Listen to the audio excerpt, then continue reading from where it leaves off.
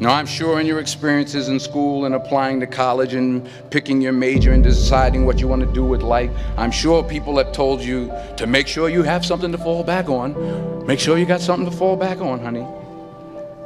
But I never understood that concept, having something to fall back on. If I'm going to fall, I don't want to fall back on anything. I want to fall forward. I figure at least this way I'll see what I'm going to hit. Without consistency, you'll never finish. So do what you feel passionate about. Take chances. Don't be afraid to fail. There's an old IQ test, was 9 dots, and you had to draw 5 lines with a pencil within these 9 dots without lifting the pencil. The only way to do it was to go outside the box. Don't be afraid to think outside the box. Don't be afraid to fail big, to dream big.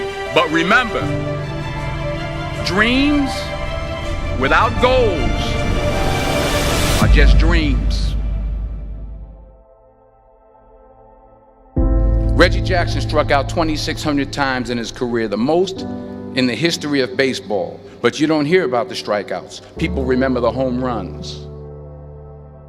Fall forward. Thomas Edison conducted 1,000 failed experiments. Did you know that? I didn't know that. Because the 1,001st was the light bulb. Fall forward. Every failed experiment is one step closer to success.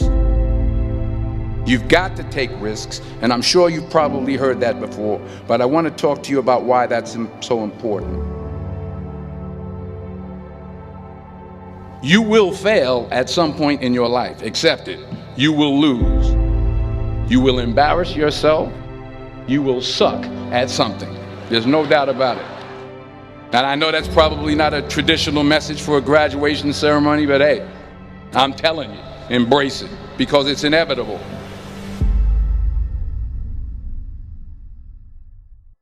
In the acting business, you fail all the time. Early on in my career, I auditioned for a part in a Broadway musical.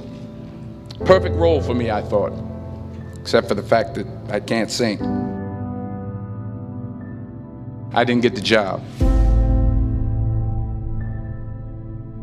But here's the thing. I didn't quit. I didn't fall back. I walked out of there to prepare for the next audition, and the next audition, and the next audition. I prayed. I prayed. And I prayed. But I continued to fail, and fail, and fail. But it didn't matter, because you know what? There's an old saying, you hang around the barbershop long enough, sooner or later you're going to get a haircut. So you will catch a break, and I did catch a break. Last year, I did a play called Fences on Broadway. But here's the kicker. It was at the Court Theater.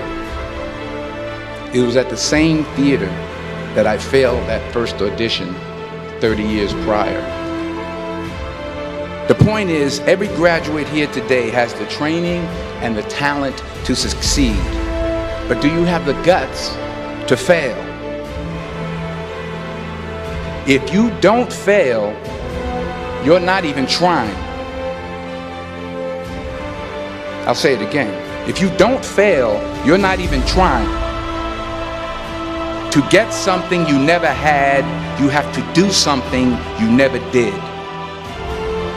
Imagine you're on your deathbed, and standing around your deathbed are the ghosts representing your unfulfilled potential. The ghost of the ideas you never acted on. The ghost of the talents you didn't use. And they're standing around your bed, angry, disappointed, and upset. They say, we came to you because you could have brought us to life, they say. And now we have to go to the grave together. So I ask you today, How many ghosts are going to be around your bed when your time comes?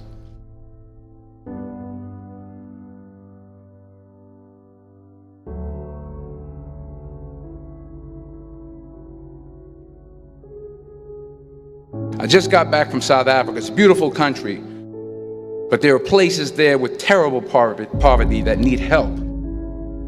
And Africa is just the tip of the iceberg. The Middle East needs your help. Japan needs your help. Alabama needs your help. Tennessee needs your help. Louisiana needs your help. Philadelphia needs your help. The world needs a lot, and we need it from you. We really do. We need it from you young people. I mean, I'm not speaking for the rest of us up here, but I know I'm getting a little grayer.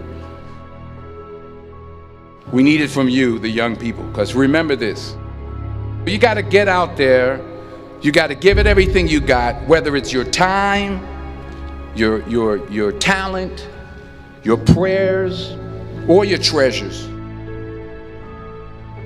What are you going to do with what you have? I'm not talking about how much you have. Some of you are business majors, some of you are theologians, nurses, sociologists. Some of you have money, some of you have patience, some of you have kindness, some of you have love, some of you have the gift of long suffering. Whatever it is, whatever your gift is, what are you going to do with what you have? All right, now here's my last point about failure. Sometimes it's the best way to figure out where you're going. Your life will never be a straight path. I began at Fordham University as a pre-med student. I took a course called cardiac morphogenesis. I couldn't read it, I couldn't say it, I sure couldn't pass it. So then I decided to go into pre-law, then journalism. And with no academic focus, my grades took off in their own direction. I was a 1.8 GPA. And the university very politely suggested that it might be better to take some time off.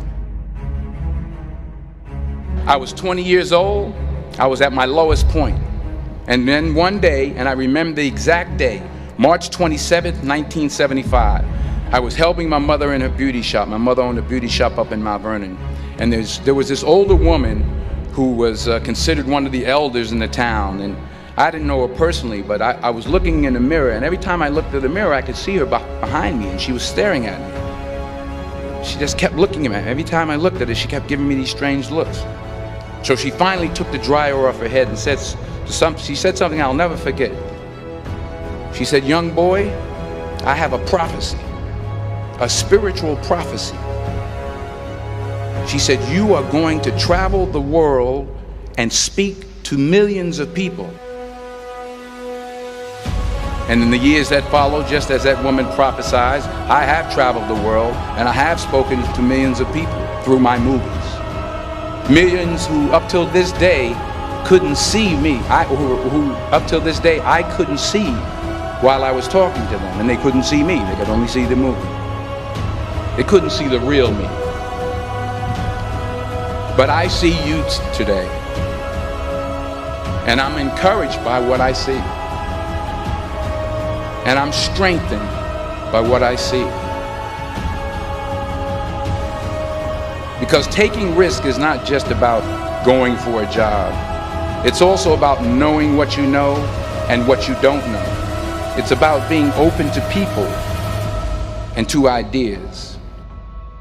The chances you take, the people you meet, the people you love, the faith that you have, that's what's going to define you. Never be discouraged. Never hold back. Give everything you got. And when you fall throughout life, remember this: fall forward.